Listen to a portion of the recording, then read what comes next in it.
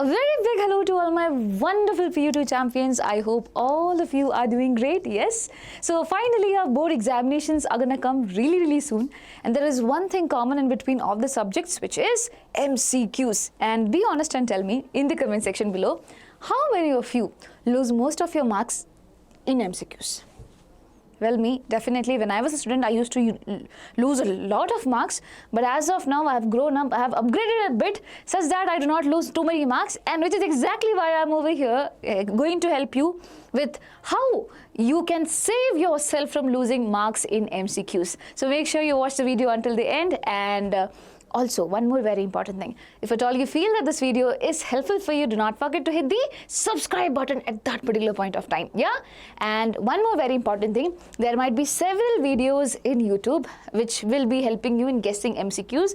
And you might see two rules out there, that is mostly B and C options would be correct. Please understand, this is second PUC examination. This is not JEE, this is not NEET, this is nothing, no competitive examination that you're seeing over there, right? So B and C rule does not apply over here. There is no clarity. Sometimes the answer can be A, it can be B, it can be C, it can be D, it can be anything. Please remember that. Second thing that mostly is being seen is that whenever you have all of the above option, it is correct. Again, that rule does not follow over here. Similarly, none of the above option, that rule also does not follow over here. You should have a basic understanding of the concept, then only you can go ahead with anything in second PUC.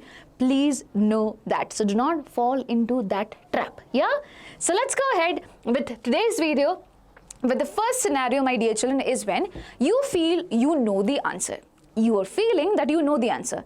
Probably it's because you have done a similar question a day before your examination, and now you feel that, oh my God, same question has come. You do not read the question entirely. Basically, you go around and give the answer.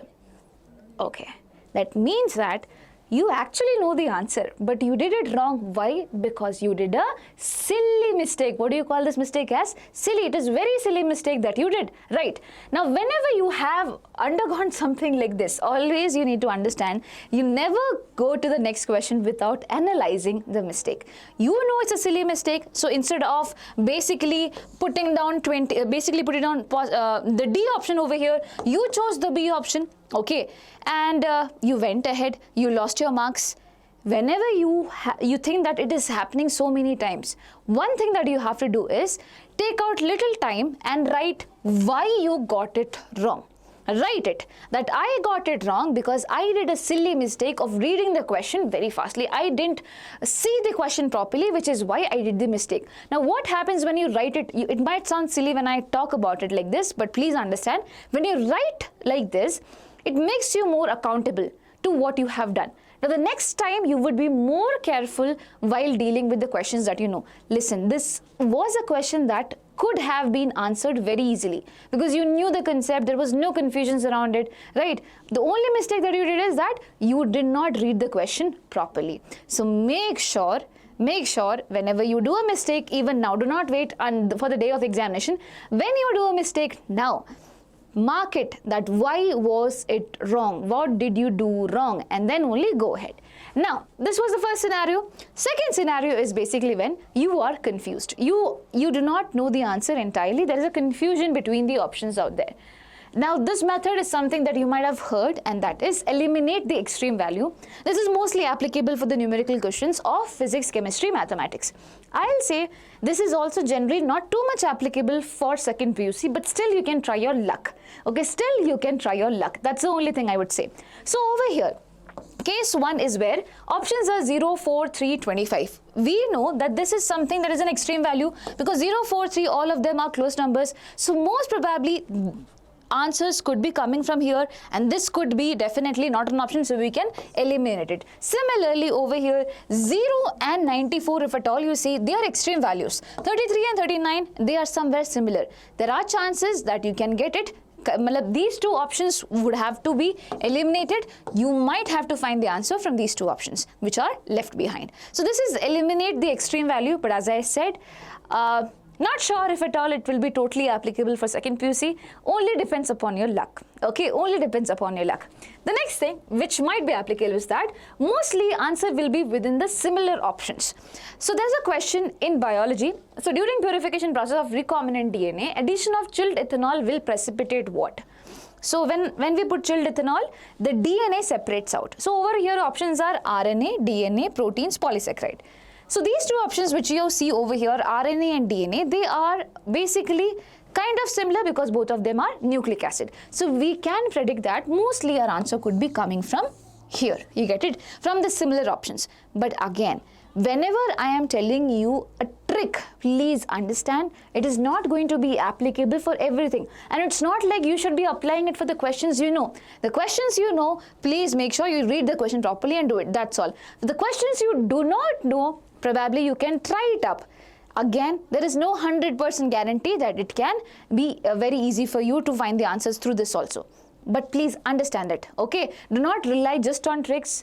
When you have the conscious, when you know the concepts well, just do according to that. When you do not have an option, there is an option like this also.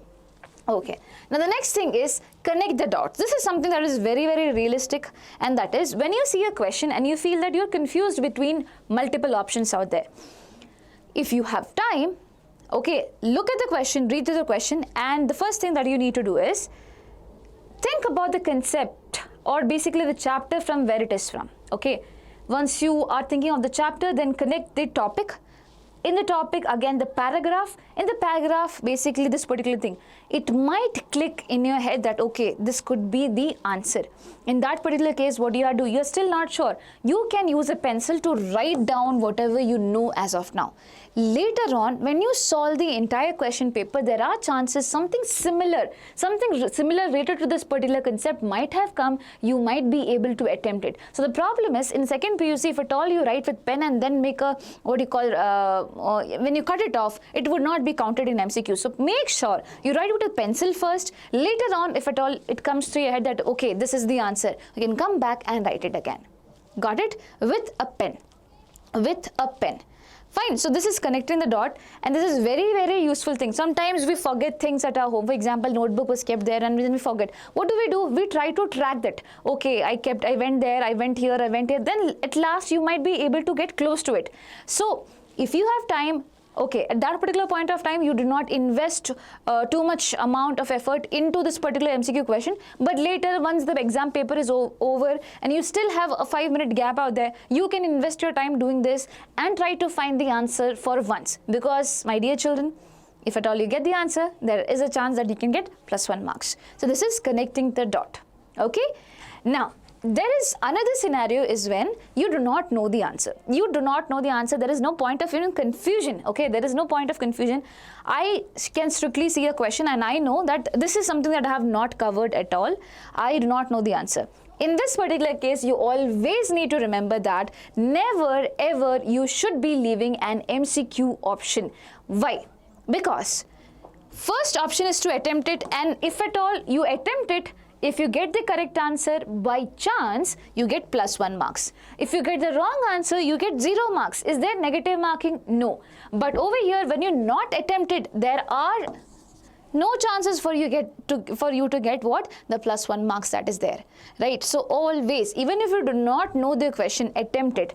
And suppose I am solving MCQs first, then I'm going to part B, part C, and going like that. And while I'm solving MCQ first, I have just begun my paper out there, right? And then I saw I do not know the question. That does not mean I have to write the answer then and there itself. I told you, you can just write the answer with a pencil. Later when you come back, you can give the correct answer. At that time, it's not like, okay, ma'am said that you should not leave an MCQ question. I have to write anything out there. Do not do that.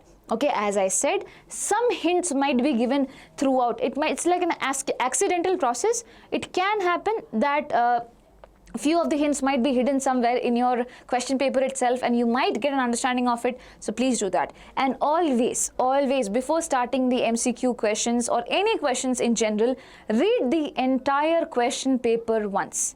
Okay, read the entire question paper once. It is definitely going to help you out relate with things. Okay, do that. So these are the general things that is out there. And as I already told to you, once when you do a mistake, write it up. Okay, take the accountability for it such that you do not do the mistake again. Most of the times, okay, 70% of the times, we do mistakes in the question that we know. Okay, we do silly mistakes out there, and that can be strictly prevented by practicing this regularly. So please do that, and do not wait for the exams to do all these things. Okay, do it right now. Suppose you get a question, okay, suppose you get a question which you do not know. What do you have to do? Try to find the answer for this right now, okay, and then understand the concepts behind it, try to find the answer for it. It is definitely going to help you in some ways. So this is the only thing that I had to tell you. I know there are multiple other methods given in YouTube, plenty of other methods given in YouTube. As I told you guys, even I watched the videos, okay, even I watched the videos. I looked at the questions in the question bank and I checked, is any of this method being falling upon over here, which can be used over here? The answer was strictly no. So I'm telling you again, do not fall into the trap of B and C and this and that. No, nothing works. Your concepts have to be understood really well. The good part of second PUC is that there is no negative marking. Okay, so please use our tiny little brain and try to figure out the answer by yourself. And while you do, please be very, very cautious while reading the question as well.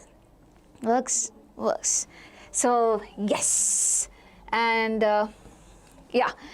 Also, do not kill me for not giving you too many amount of tricks out there. These are the tricks that could be helping you really well. So I am being very honest over here. I could have given you multiple tricks which do not fall into the category. I just wanted to be honest, because if at all you rely on those tricks, it might not help you on the day of your examination, right? So yes. Also, everyone who's preparing for KCET examination, we have launched KC30, which is a 30-day online crash course where you will get complete syllabus coverage, KCET previous year questions along with the solutions. Apart from that, there will be chapter-wise KCET questions in test format so that you can attempt it after one particular concept is being done. And there will be 10 full-length KCET mock test as well. The start date for this is after your boards, that is on 21st of March it will be starting. The pricing is ₹2499, but this is offer price. It will end by 25th of Feb. So if at all you're interested, take it up very, very quickly. And I hope you are going to rectify your mistakes in MCQs. I hope you are going to be a bit more careful with MCQs out there. Yeah? Yes. So that's all. Wishing you all the best. Please take care of yourself. Lots and lots of love. Bye-bye.